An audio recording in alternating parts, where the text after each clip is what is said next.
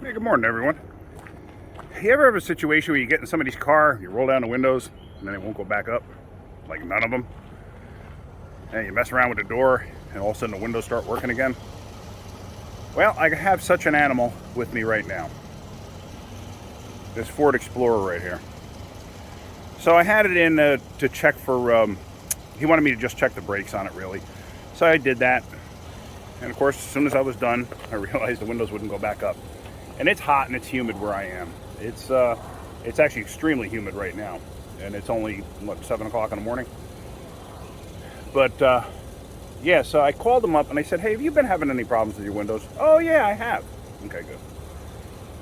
Go ahead and fix it if you can. Well, I already know what the problem is.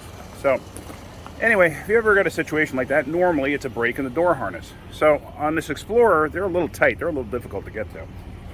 But I wound up taking it all apart already, and I just want to show you what I got. So right here, I took the door apart because I wanted to tuck the harness up and through and have it hanging out this way. Because to try to take it out from under the dash is actually a bit of a nightmare. So in here is a broken wire, at least. There's one right there. And that's probably the main cause right there. Yeah, it's probably a ground wire, but it's, yeah, there it goes, it's definitely broken. And there's another one right there. And now I got to search through. There's a little one here that's broken, and just imagine too, they're gonna, or exposed, I should say. It's not broken, it's exposed. But you got to remember something too. Those wires could touch each other, and you could short something else out in the process. So this vehicle doesn't have door modules. A lot of newer cars have door modules. This one just doesn't. This is like an old school design. I don't know why this camera's so dark. There we go, that's better. So, what I have to do is I got to do a wiring repair in there.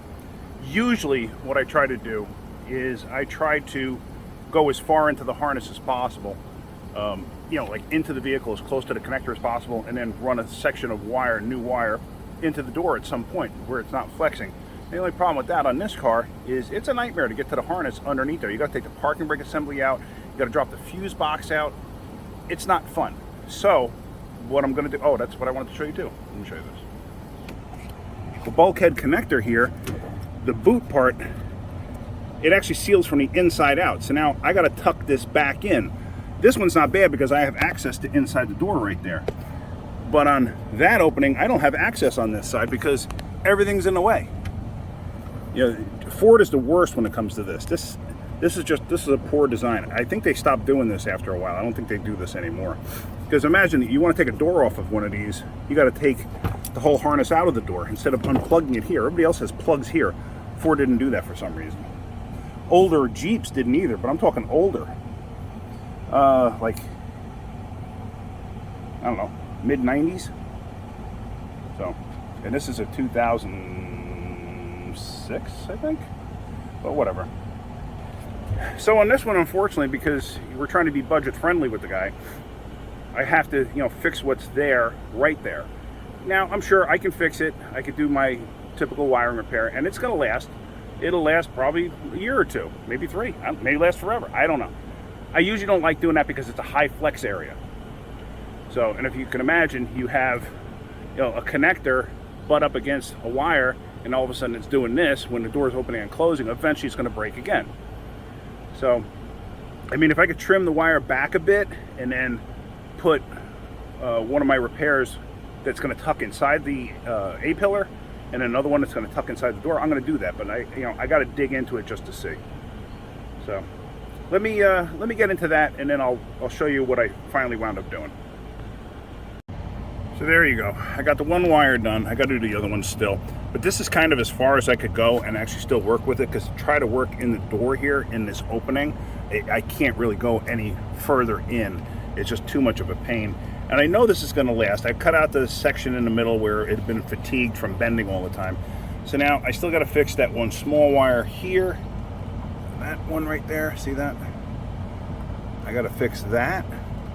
And I got to fix that wire down there, that other black wire, and I got to look at all the other wires to see if I see any cracks in them or anything like that, because if there is any cracks, then I'm going to just have to fix them before we put this all back together. Alright, so let me do that, and then let me get this reassembled, because I got to tuck that harness back through the door, and then, like I said, I got to get this boot set in place the right way. But I don't know. I think I might have a customer coming in, so I might have to put this on hold till this afternoon. All right, let me see what happens. I got that all going back together now. When you have a door panel apart, you take the water shield off, put the water shield back on. It's there for a reason. It does prevent water leaks into the interior of the car, because what happens is water hits the outside of the glass, goes past the seal on the outside, and then at the bottom of the glass, it doesn't just drop straight. It has a tendency to fly this way. And it'll fly this way, hit this, and then run off inside the door. If this is not there, it'll actually hit the door panel and then leak inside the car. I've seen it. Pontiac Grand Ams used to have a problem with that, and I've fixed quite a few of those. So just something to keep in mind. So there you have it, all back together. And it works fine. Works fine. Works fine. Works fine. It rolls up. Rolls up a little slow, but it rolls up. That's the motor. That one rolls up fine. And that one rolls up fine. Alright, so I'm going to call it a success. Alright, hopefully you're getting something out of my videos. If you could, hit that like button, please. Subscribe if you could, too. Tell your friends to subscribe. It'll help me out a lot. Alright, guys, have a great day and keep wrenching.